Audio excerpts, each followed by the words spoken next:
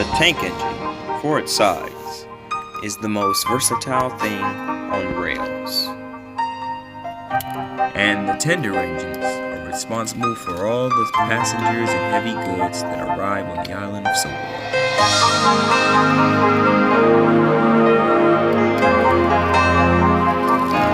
This is NWR Stories.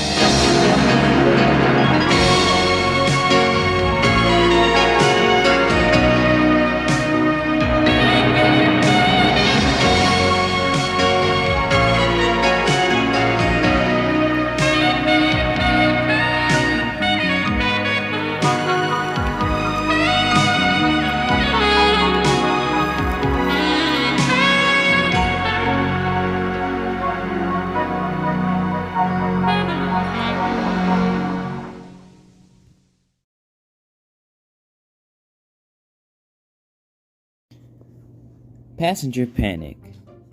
With the summer season in full effect, the engines were working harder than usual.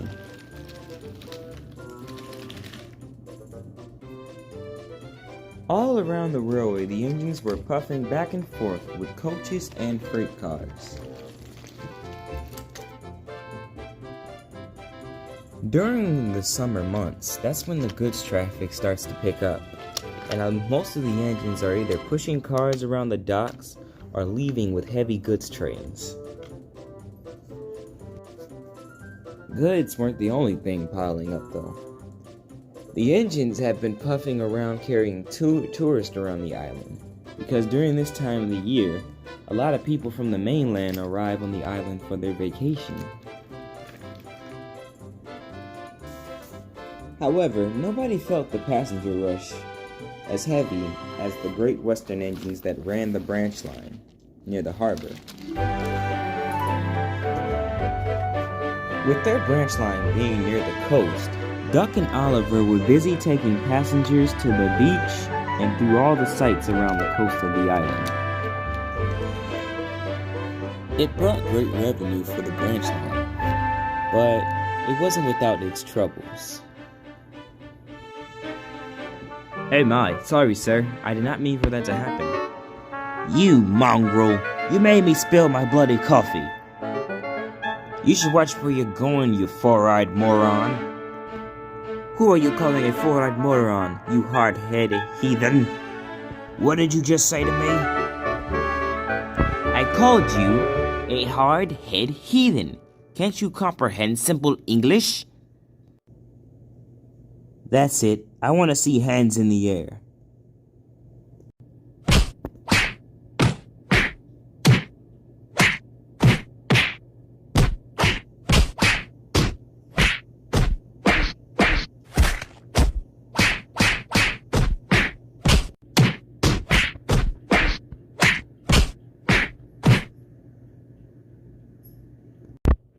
All right, gentlemen, you're coming with me. But he started it. I don't really care. I saw both of you. Now, come with me. Oh my. Is it usually this bad? Said Hero, arriving with a goods train. I'm sad to say that it's usually worse, said Oliver.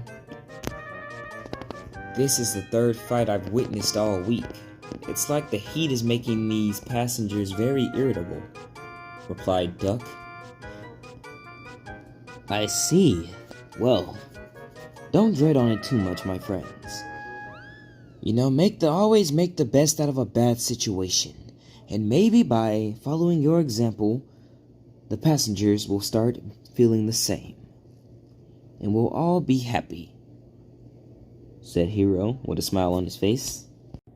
I really hope you're right, said Duck. And with a toot of his whistle, Duck left with his train.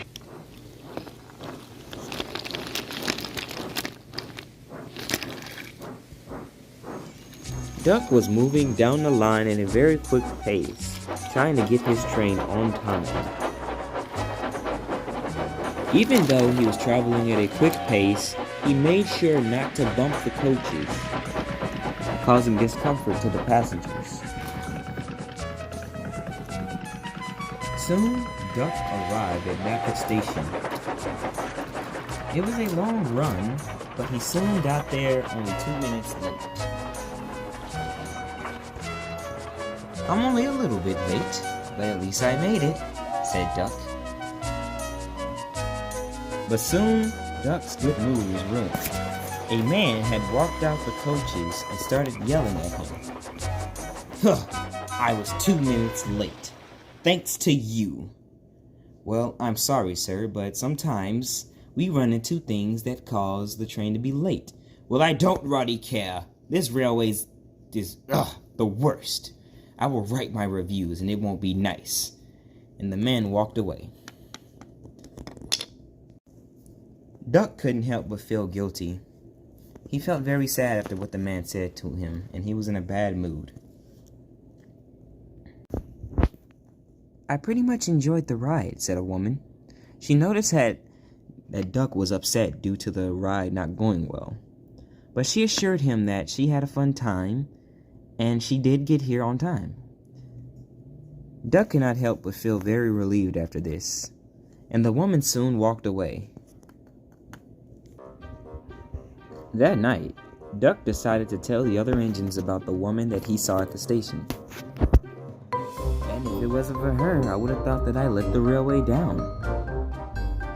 She made me feel like that I actually did something for the railway line, said Duck. We do. We keep the railway running. Sir Topham Hatt gave us a chance when the British Railways didn't. For example, they were getting ready to scrap me and Toad, said Oliver. The other railway tried to split us up, said the twins. They sent me off for scrap, said Douglas.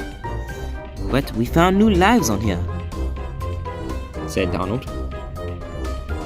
If I wasn't sent here in 1952, I probably would have been scrapped. But thanks to Sir Topham Hatt, I have a new lease on life, said Hero. I know that most of the passengers may be a bit negative, said Oliver. But at least there are good ones, said Oliver. And that lady just proved that. So from now on, we're gonna do our best to look on the bright side, said the engines. The next day, Oliver was preparing to take his branch line limited service. His train was a smaller train than Duck's, but it was still an important one on the branch line.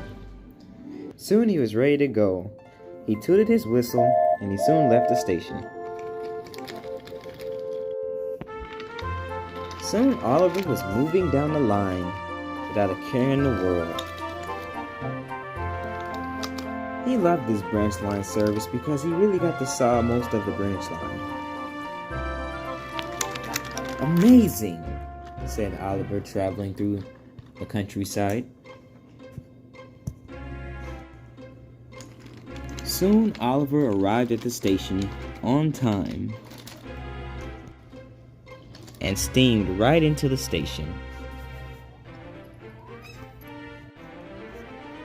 Nia heard an engine, so she reversed back to see who it was. Oh, hello there. My name is Nia. I've never seen you before. I'm Oliver. I work on the branch line near the harbor. That's probably why you've never seen me. I don't really get up here to Nafford much, but when I do, it's always good to meet new faces, said Oliver. Well, as I said, I'm Nia. But I have to get back to work. But it was nice meeting you, Oliver. And with that, Nia went back to shunting coaches.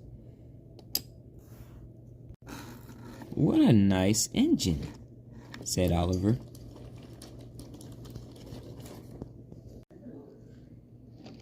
Soon Oliver left the station to continue on his return journey back to the branch line.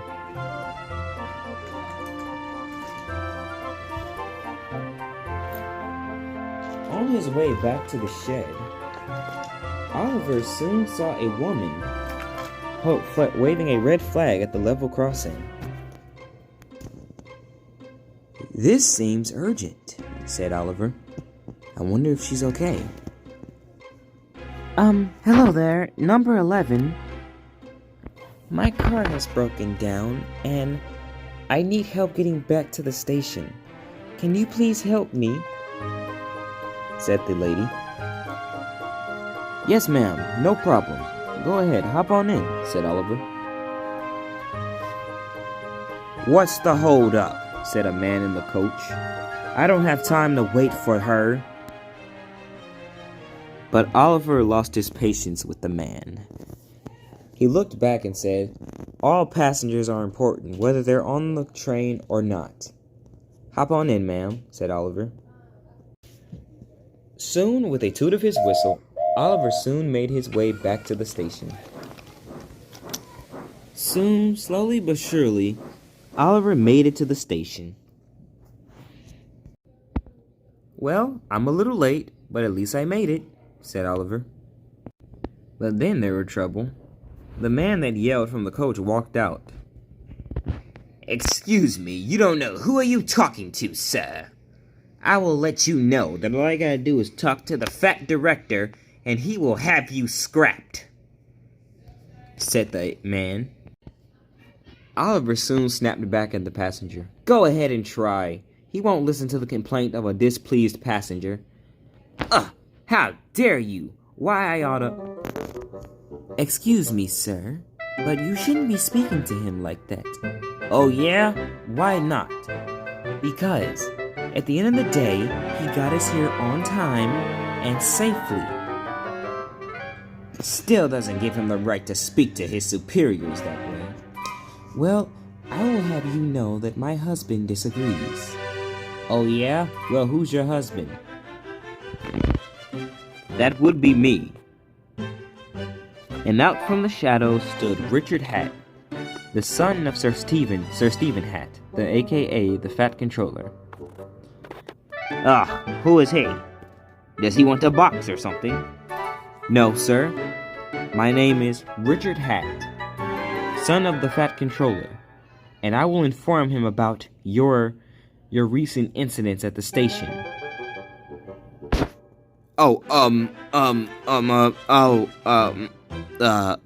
The passenger was lost for words.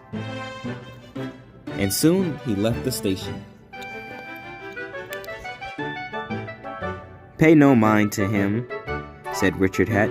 You did the right thing, Oliver, and I will talk to my father about you, Duck, and all the rest of you. Thank you, Richard. You've always been a great person. The next day, the Fat Controller came to see the two engines. I am very proud of both of you. Despite your experiences with passengers, you decided to be very useful engines. And for that, this railway thanks you, said the Fat Controller. Beg pardon, sir, but we were only doing our job. We only want to make you proud, sir, and give you gratitude for the lease on life you gave in us. I agree with Duck. You've been such a great man, sir, said Oliver. Now, for your reward, I am giving you both a new coat of Great Western green. And I will speak to Donald and Douglas, too, to give them their reward as well, said the Fat Controller. So soon after receiving their new coats of paint, Oliver and Duck run proudly on their branch line once more. Which goes to show that no matter what the weather and no matter what happens, really useful engines will always do their work. And after much consideration between the engines, a new member was added to the Augsburg branch line. That engine being Diesel. After him and Duck made up, Diesel decided to come work with the engines, and the engines warmly welcomed him. Diesel now works proudly with all four of the Augsburg branch line engines, and does his best to fit in with the crowd. Of course, Oliver and Duck still bicker, but that's just the engines that they are. They develop some sort of friendly rivalry.